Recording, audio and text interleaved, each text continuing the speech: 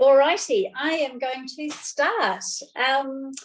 Welcome. So this talk is all about bladder issues in midlife, when we come into the queen age years, I like to call them. So basically, they are anywhere from your early 40s onwards, and for many women, actually from their late 30s. So it's a total myth that we're not perimenopausal until we're kind of in our 50s and 60s.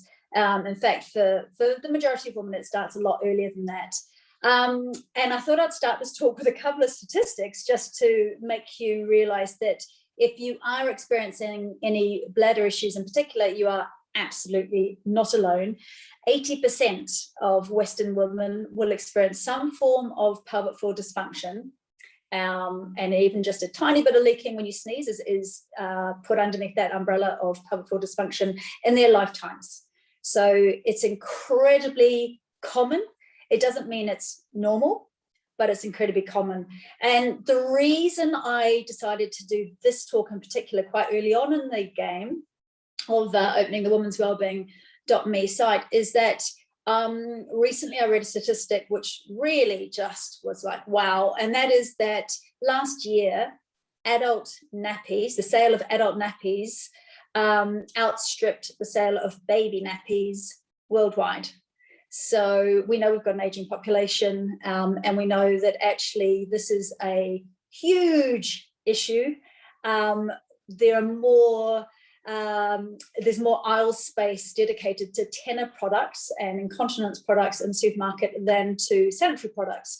And you might have noticed that. You might have also noticed the media starting to normalize something that actually isn't normal. It's common, it's not normal. So we're not physiologically designed to start leaking at perimenopause, but unfortunately, because of our lifestyles, a lot of the sitting that we do, the incorrect breathing, the inelasticity of the muscle fibers, this does become a problem for a lot of people.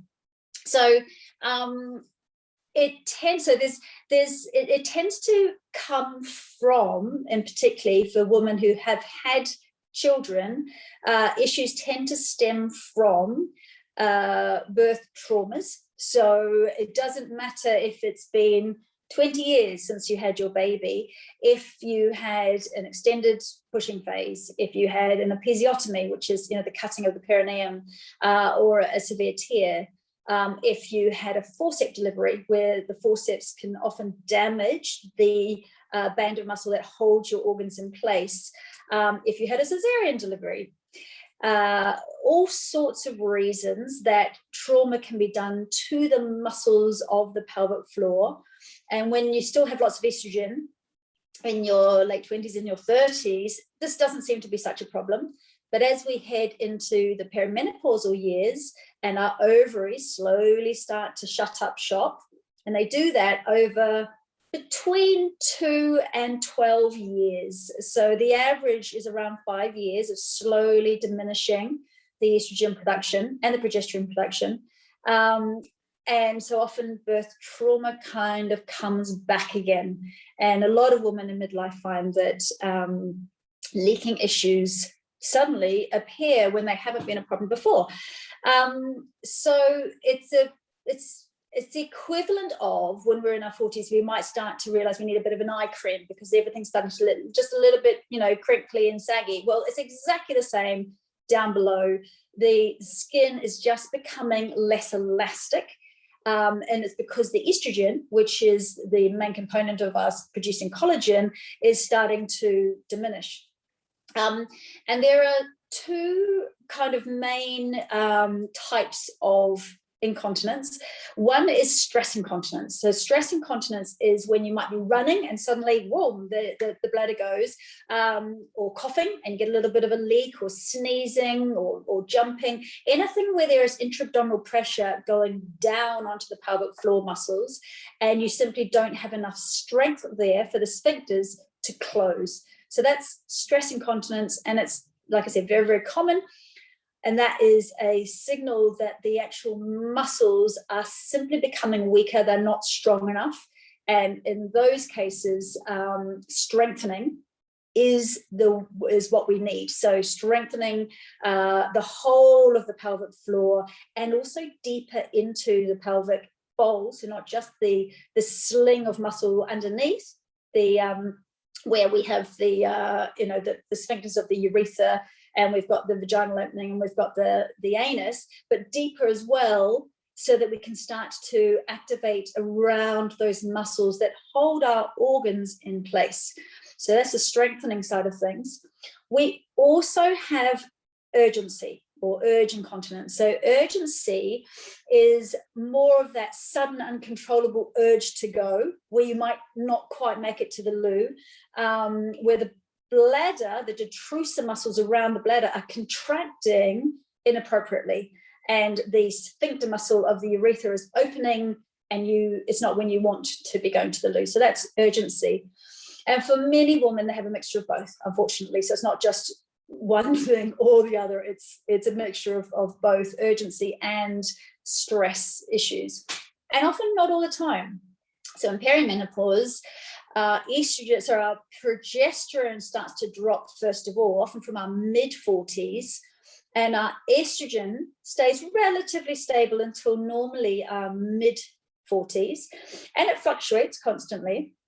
Every single day of our cycle, we have a bit more estrogen or a bit less estrogen. It really does fluctuate. So that's why blood tests are not really used as a diagnosis of perimenopause, because literally you'd need to be taking blood tests every other day in order to get a really good picture of what's going on.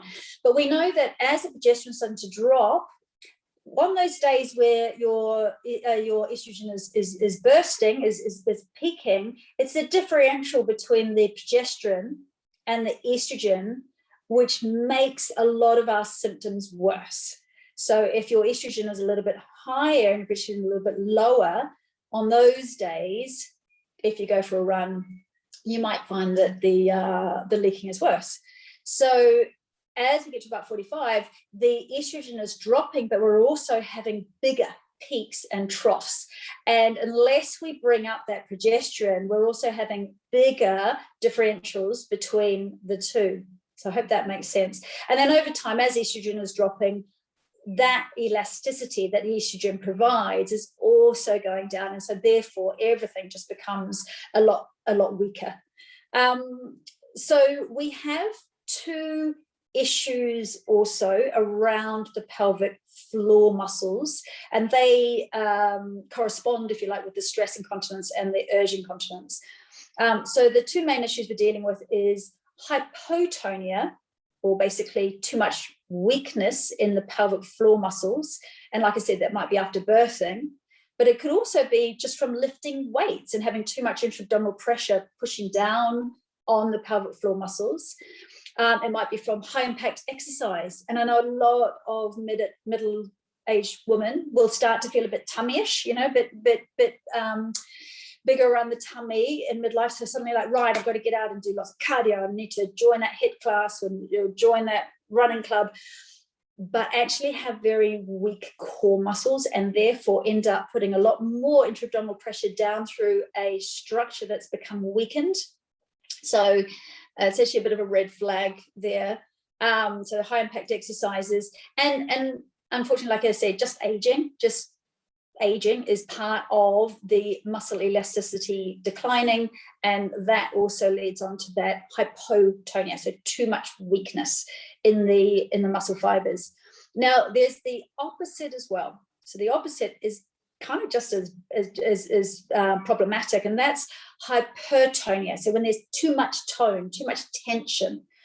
And this is something that I'm interestingly seeing a lot of now as we're coming out of lockdown, and women are going, back into work, back into sorting kids, back into clubs, sitting a lot outside in the cold, catching up with people in this kind of an overwhelm, and tension tends to, for us women, congregate, I'm going to use that word, around the pelvis. So interesting, this hypertonia is when there is too much tension, and this tension, because the muscle fibers can't stretch and then contract like they should do, they're literally just constantly contracting. this can lead to a feeling of pain and discomfort in the pelvic area. There can be an aching, kind of heavy, dragging feeling. There can be pain with sex, or just a real inability to have any kind of penetration. There can be a difficulty in elimination, especially of the bowels. So the bowel can get quite constricted. And in these cases where there's too much tension, doing Kegels, or pelvic floor lifting and contracting exercises, which is often the kind of the medicine that is given, can be very counterproductive. Because if you can imagine, I'm going to do a bicep curl here. If my bicep is always switched on, if I'm always like this, I've got this tension in this muscle here, then when I need this muscle to work, there's nowhere for it to go. And it's exactly the same with our pelvic floor muscles. When we need that sphincter to close, there's nowhere for it to close because it's already squeezing tight. So in this case, we actually need the muscle fibers to lengthen, to fully release and stretch. And that is called down training. That is, and it's calming the central nervous system as well as the muscle fibers, lengthening them, stretching them, which is why yoga can be just so amazing, because it lengthens the muscles and then strengthens the muscles, and lengthens the muscles and then strengthens the muscles. So it's also possible to have both in the pelvic floor area. You can have areas of tension and you can have areas of weakness. And like I said, sometimes tension means that there is weakness. So it's quite complicated. And actually, for all of us, it really is amazing to have a pelvic floor physiotherapist. So this is a physiotherapist who is dedicated to and specializes in the pelvic floor area. And if you think this is really the central part of a woman's body, it's incredibly important to know thyself and know what's going on. So you can see a pelvic floor physiotherapist and actually find out where your tension patterns might be, or where your weakness is. Also find out whether there might be some prolapse there, where the organs, the bladder, the uterus, or the bowel might have started to drift into the walls of the vagina, and prolapse is called, dropping basically into the walls of the vagina. I'll talk a bit more about prolapse in a moment, but just knowing what is going on and being very aware of the red flags, which is basically leaking, any pain whatsoever, any problems with elimination, any discomfort down below. All of these things are red flags. It's our body saying, please don't ignore me. It's a problem here and I really need some attention, some TLC. Sadly, when I hear that statistic around the incontinence pads outselling baby nappies, I'm like, oh my goodness. It's such an issue because there's so much shame around women's bodies, full stop. And it's just madness how little is known still, and what is not taught in medical schools to doctors about women's bodies. It's starting to change, but really it does need to be a grassroots, us getting our own knowledge base and then going to doctors and basically demanding that we are listened to and not just dismissed. I could get on my high horse then, sorry, I was just pulling myself back from that one. So I wanted to talk a little bit about the estrogen more and what the estrogen actually does within the pelvic bowl. Because with estrogen really it's kind of like the magic tonic that keeps women powered. And it's really misunderstood at the moment. It's not known about very much, and yet there are about 400 different pathways within the body that estrogen is responsible for. The female brain is very estrogen rich, whereas the male brain is very testosterone rich.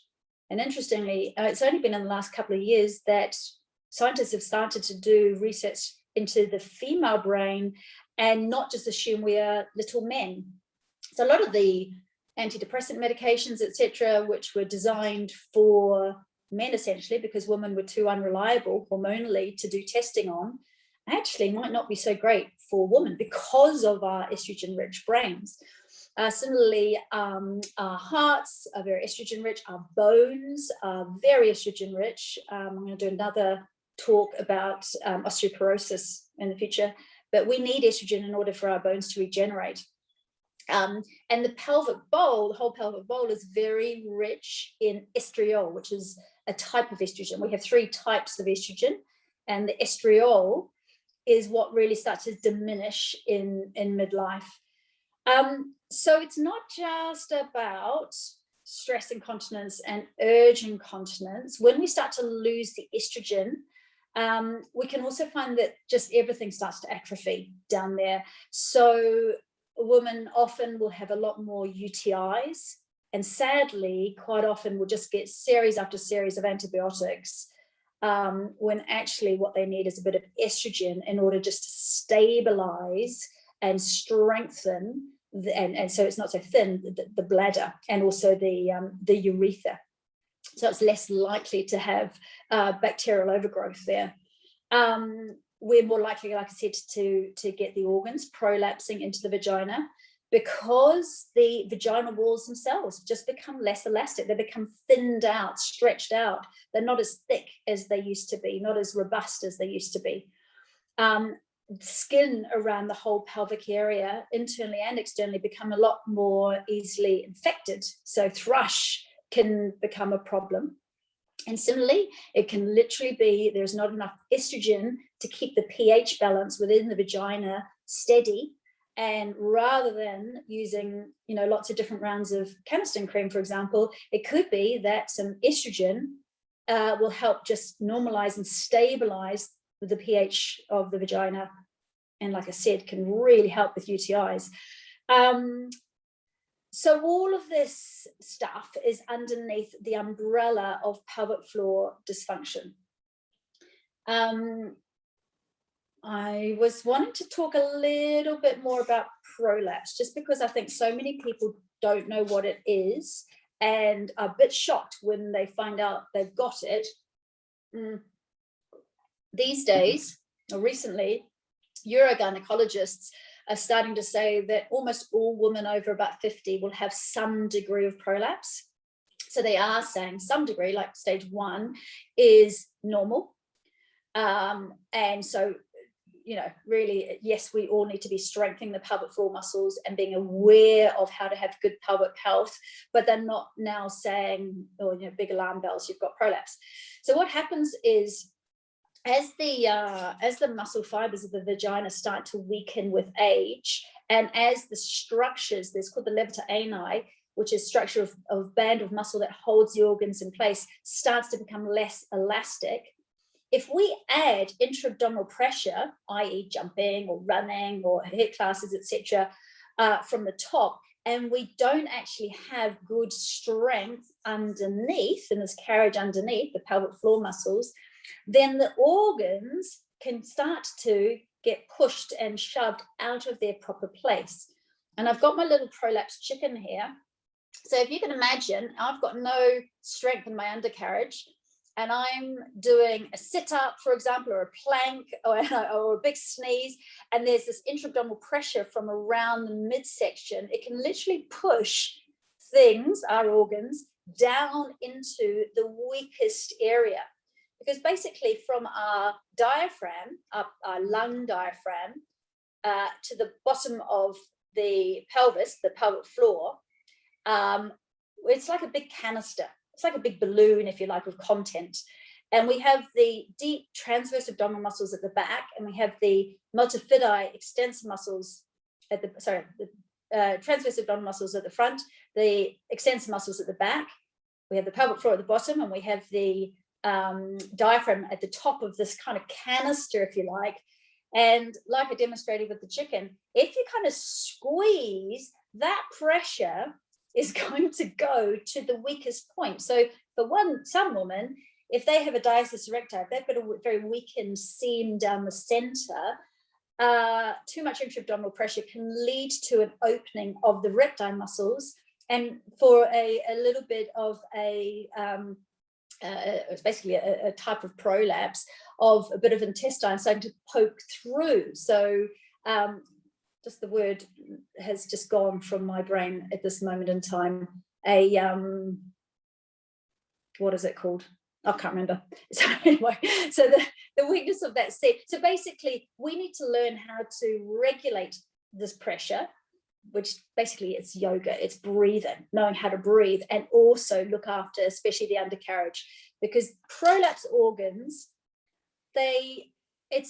once your organs have prolapsed to a point where they're starting to come out of the vagina, which in medical terms is a stage 3 or 4, then that is a totally different kettle of fish than to when the organs might be prolapsed but are still inside of you. When they're still inside of you, there's an awful lot that can be done to manage symptoms and to even strengthen and to maybe improve and maybe even heal prolapse.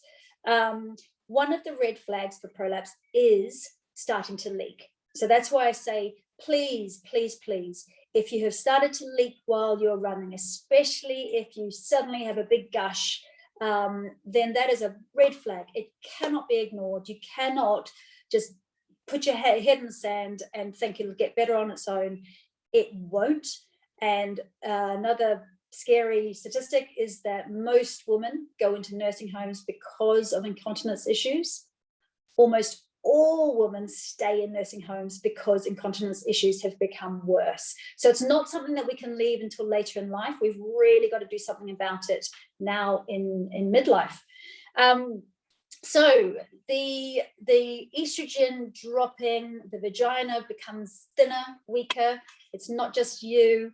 Hang on, I'm just gonna, okay, it's not just you.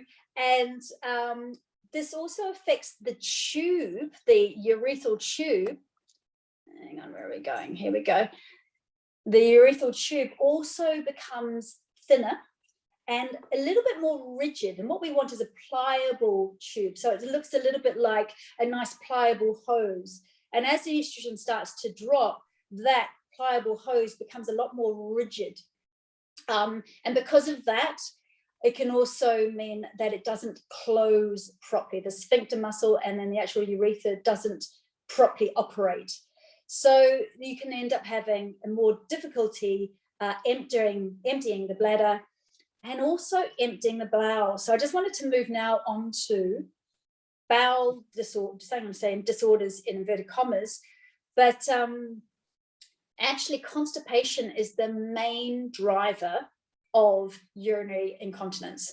So unfortunately, once our estrogen, our progesterone starts to drop, we're much more likely to get constipation as well, because the progesterone in particular, it smooths the muscle lining. And so once that starts to drop, we're much more likely to suffer with IBS, with digestive issues. A lot of people suddenly find that they can't tolerate gluten and casein, like become lactose intolerant around midlife. And the bowel can become a lot more sluggish. And because everything within this pelvic bowl is so squashed together, like our bladder sits right snug up against the uterus, and the uterus sits right snug up against the rectum, and the tubes going down are all squished in together as well. So when there's an issue with one, i.e. the rectum is all full and you're a bit constipated, then it can start to make the detrusor muscles of the bladder way more unstable. And if the poor bladder doesn't have enough estrogen to be a little bit stronger and more robust, she becomes way more agitated, and she's much more likely to start to contract inappropriately.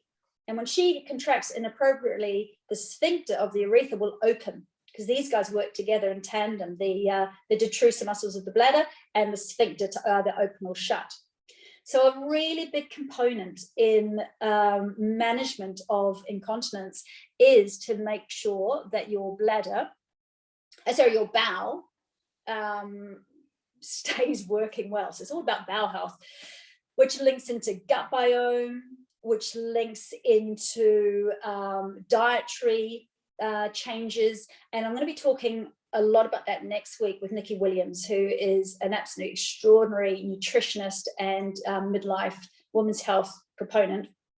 But if I can just say this in this talk, that bowel issues, any kind of issues with constipation, with IBS, even with adhesions and things around the bowel area, any scar tissue, this can all lead to issues and instability of the bladder. So everything's, like I said, really squashed together in there and really affects, you know, the whole area is affected if one area is not working well. And another little statistic here, in the US, half, so 50% of all women over the age of 50 experience frequent urinary incontinence or urge issues. And actually 1 in 5 women over 40 experience fecal incontinence. So it is incredibly common. Like I said, it's not normal, but it's very common. So let's talk a little bit more about the detrusor muscles of the bladder, since this talk is mainly about the bladder. It's important to know that the brain links irritation in the detrusor muscles to the need to go to the loo. So the detrusor muscles of the bladder, so if you think the bladder sits here and it's created by these detrusor muscles, they're called, they work in tangent with the sphincter at the bottom, your urethra and your sphincter, to allow you to go to the toilet or not go to the toilet. When you don't want to go to the toilet, you close the sphincter muscles. So the way it works is, brain is told, oh, bladder is getting a little bit full, or bladder, detrusor muscles are starting to get agitated, need the loo. And so the sphincter muscle will open as the detrusor muscles go and start to spasm. When the detrusor muscles are relaxed, brain goes, don't need the loo, and the sphincter is closed. So they work in tandem. Squeeze the bladder, the sphincter muscle relax, and you can go to the loo. Bladder relaxes, sphincter muscle closes, you don't go to the loo. And there are loads of reasons why that operation between the brain and your bladder can get skew-iff, and some of them are trained in us as young kids when we're kind of taught, and we tell our own kids to do this as well. Just go to the loo before we go out, do a squeeze wee. And the trouble is, then over time the brain starts to go, oh, front door means I need the loo. And I can't tell you how many people, I'm the same, how many people have this issue of, they're fine, they don't need the loo. And suddenly, as the car draws into the driveway and they see the front door, suddenly need the loo. And it's called the key in the door, key in the door urgency, where key in the door, oh my God, I need the loo, can I make it to the toilet? And it's because the brain's going, front door, oi, squeeze wee, need the loo, I'm going to open, that sphincter muscle is going to open. So big message here is, don't say to your kids, go do a squeeze wee before we go out of the house, because we're basically training them, just like we've been trained, to not trust that our bladders can hold enough urine. So bladder training, we should be able to last at least 2, maybe 3 hours between going to the toilet. But diet and medication and constipation, all of these things can cause the detrusor muscles of the bladder to become unstable and therefore not last that 2 or 3 hours. And of course, overnight, we should be able to be dry overnight completely. So the normal desire for us to go to the loo, the normal first signal that we need to go to the loo comes when our bladder is about half full. So it's about 150 mils in the bladder. Now the trick is to ignore that first, oh, I need the loo, ignore it. Your bladder's only half full.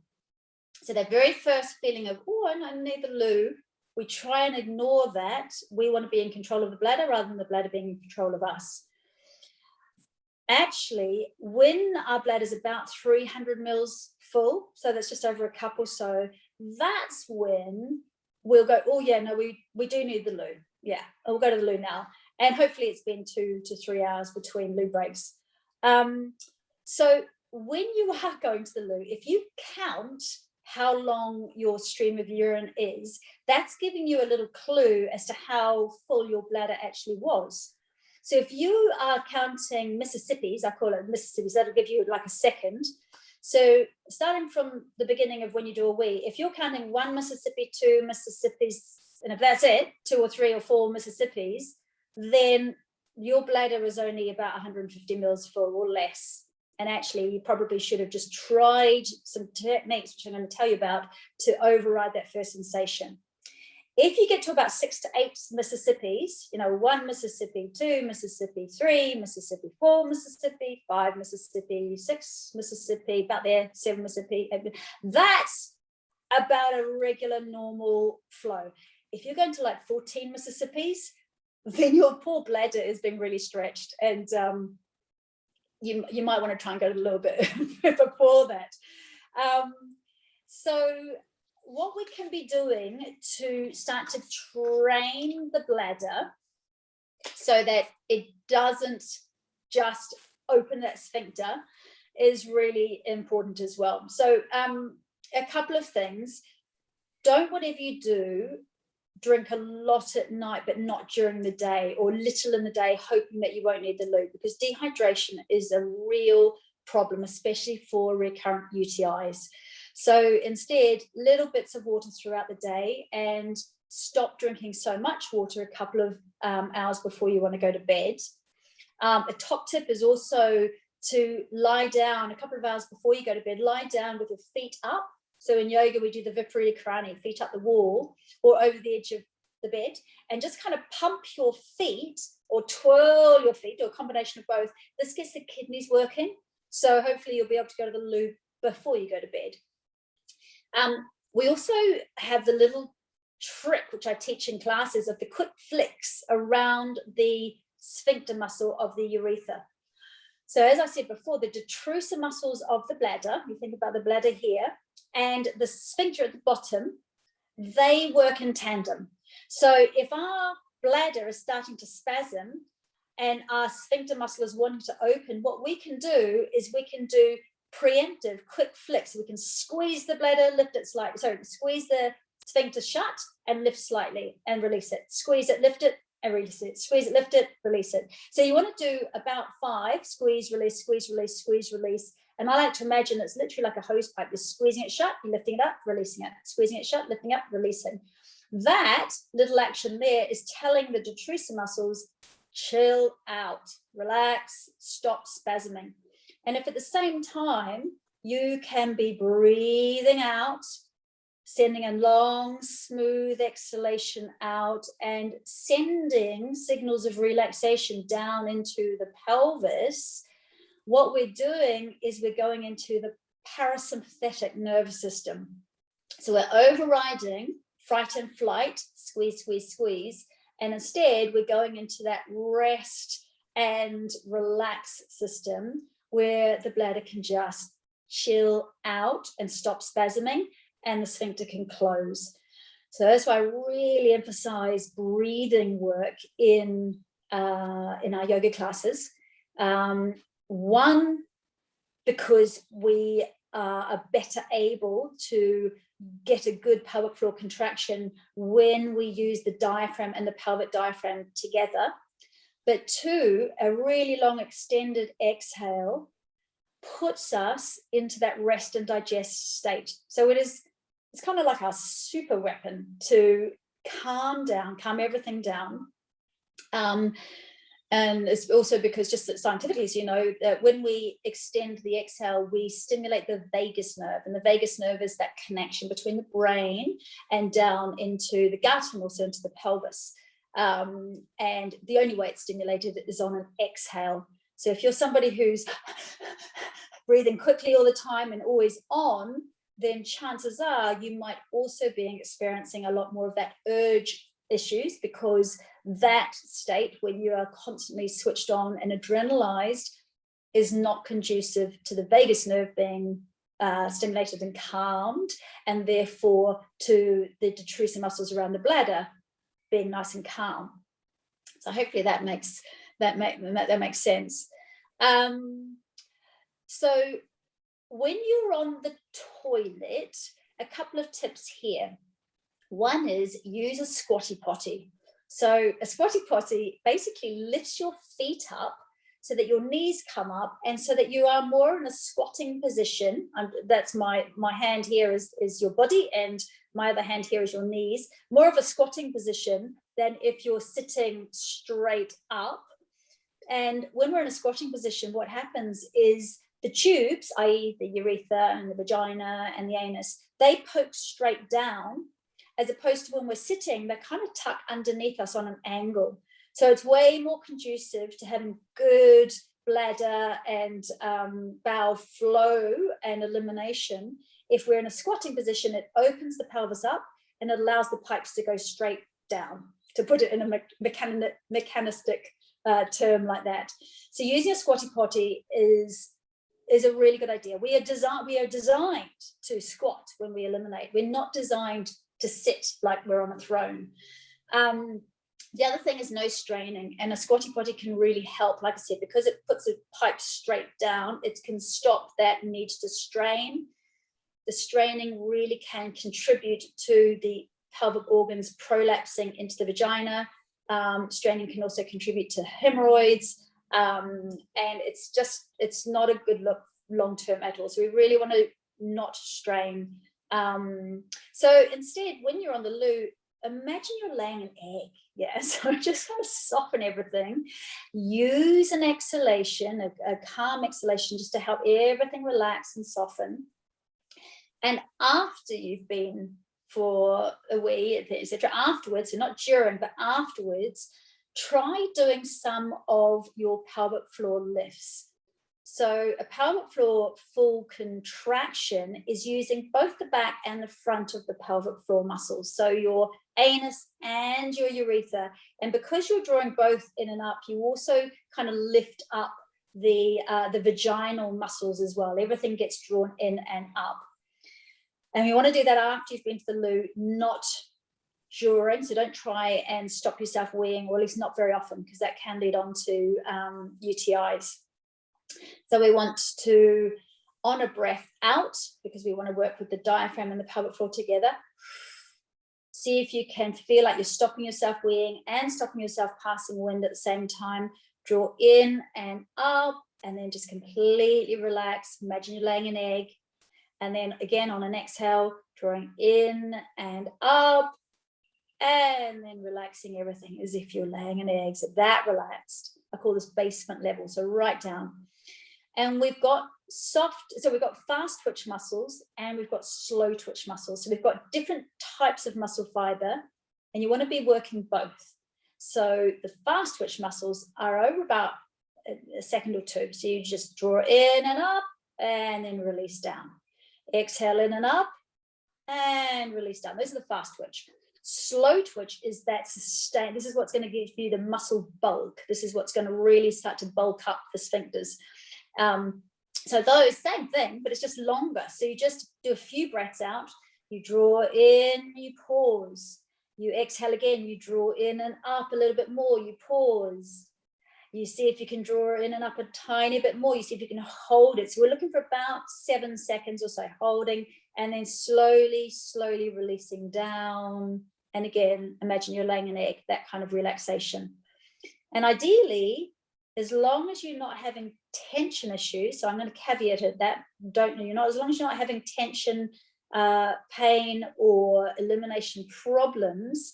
So if we've got more of laxicity issues, we want to be doing probably 10 fast ones and 10 slow ones, at least once a day. At least once a day. So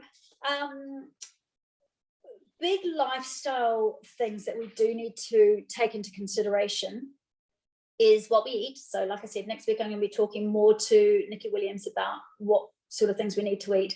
But the big thing is to make sure that the bowel is eliminating well. We can end up having too much estrogen in our system if we are constipated, because the kind of the bad estrogen can get recirculated, reabsorbed. We can also end up having a lot more inflammation if we're constipated. So some things that we should be doing just briefly is upping our good fats. That's kind of like the avocado, the salmon, the olive oil, the coconut oil, the nuts. So these are the seeds. These are the things, the good fats that actually create the hormones that we need. So cholesterol, good cholesterol, is what actually creates the hormones. Yeah, so it's interesting to know that our hormones are created from good fats, and it's totally wrong in midlife to go on a low-fat diet. We actually really need good fats in our diet. You're not going to lose your belly fat by cutting out good fats from your diet.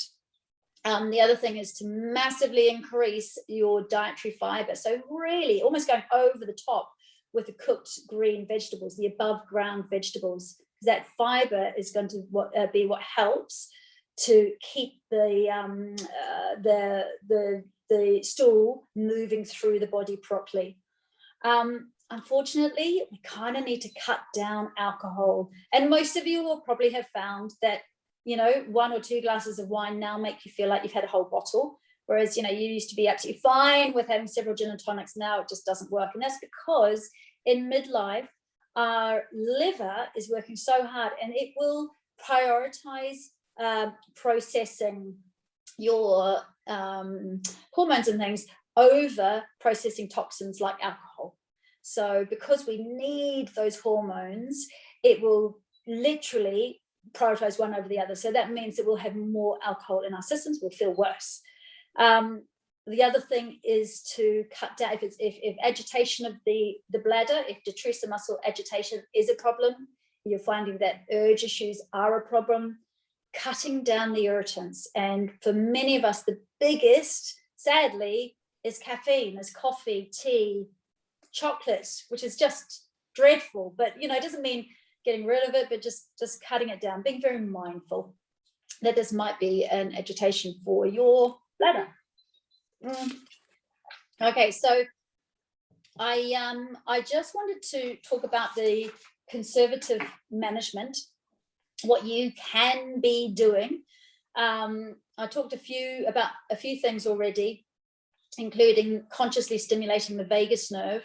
This is one of the reasons I put the chill out tent into the women's wellbeing space. So there is a place to go to do guided meditation, to do restorative yoga, and just to calm the system down. This is a big issue in midlife. We have to know how to de-stress, to stop the revving.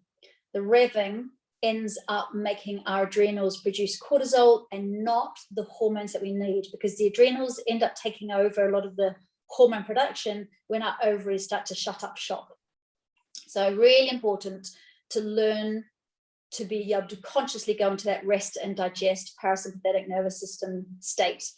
And like I said, biggest thing, just slow your exhalation down, slow it and stretch it. So important. The conservative management of constipation, and also you're looking after that pressure downwards. So it's called the intra-abdominal pressure downwards. And I showed you with the chicken before, when we don't have enough strength at the bottom and we're squeezing from the center. For example, if we're doing sit-ups or planks and we're squeezing from the center without first lifting up through the pelvic floor muscles, then we can end up putting lots of pressure down. So, well, I think all women should know about this technique called the knack.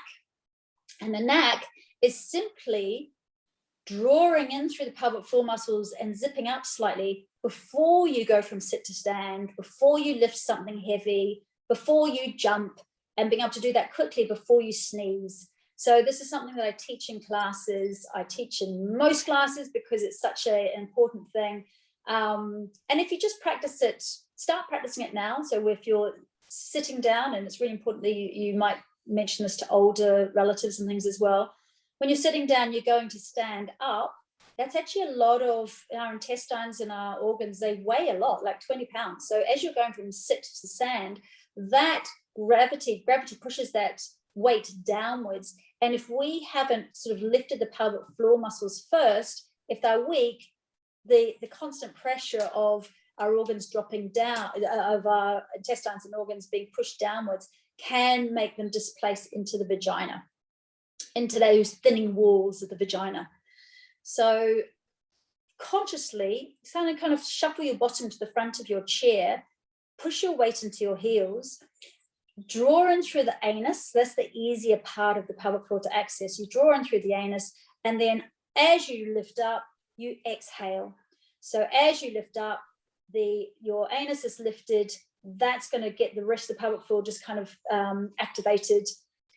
Your diaphragm, your lung diaphragm, is pushing the breath out of your body as you exhale.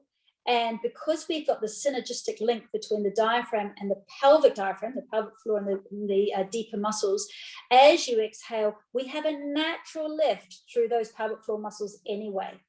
So exhale on exertion, whether that is going from sit to stand, whether you're lifting something heavy, whether you are, I don't know, putting your shopping from the trolley into your car, whatever.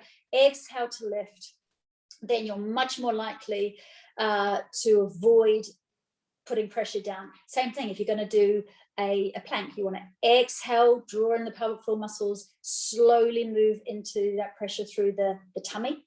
What else? If you're about to sneeze, in that fraction of a second before you sneeze, lift up through the pelvic floor. So as the intra-abdominal pressure pushes downwards, you've already got that lift. So I hope that makes sense. If you're at all not clear about that, if you go into the library section, then I've got breathing techniques. I've got explanations of this in the breathing category, also in the pelvic floor toning category. So you can look for little examples and how to do this in those sections. Now, the gold standard is really to also use a topical estrogen cream. So the estrogen starts to drop off midlife, and we historically, up until about 100 years ago, or less than 100 years ago, we died by about 55 or 60. We didn't live beyond midlife.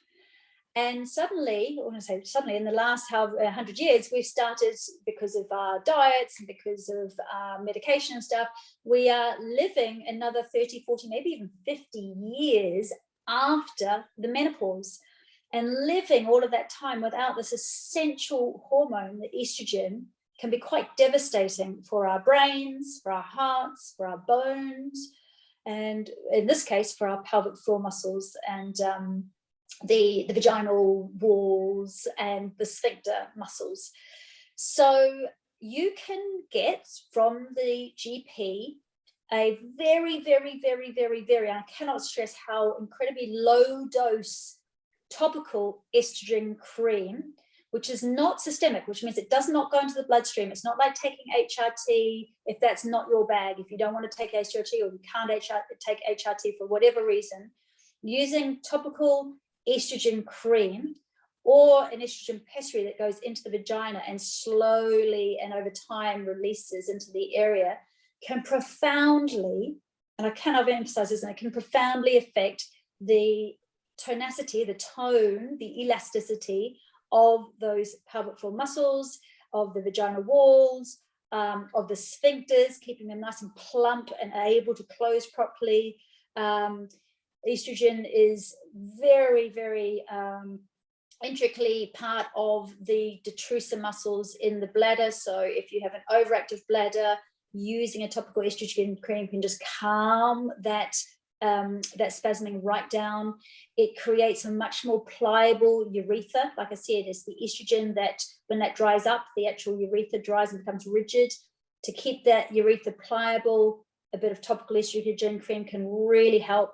The perineum, the area between the vagina and the anus, where a lot of women have had episiotomy scarring or tearing scarring.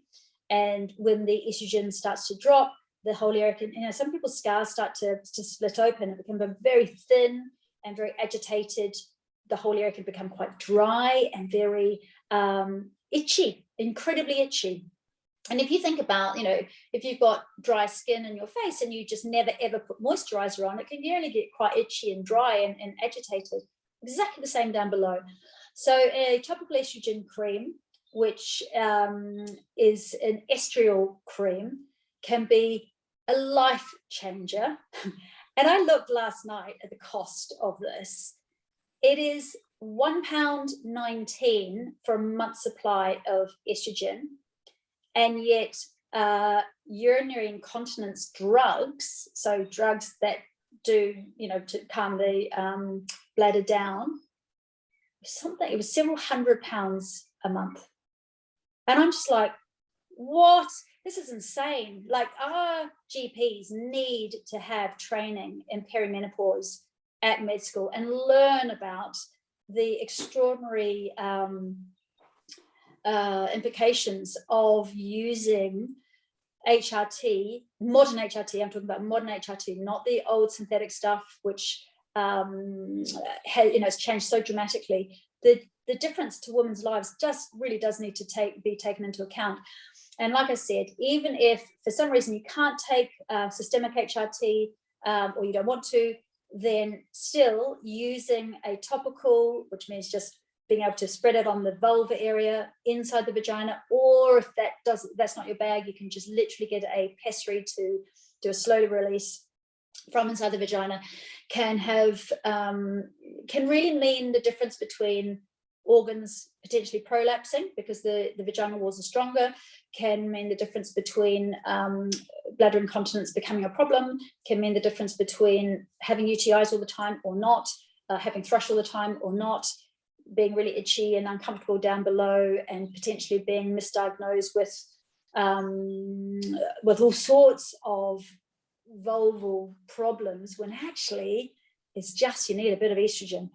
So that's something that we can just ask for from our GPs.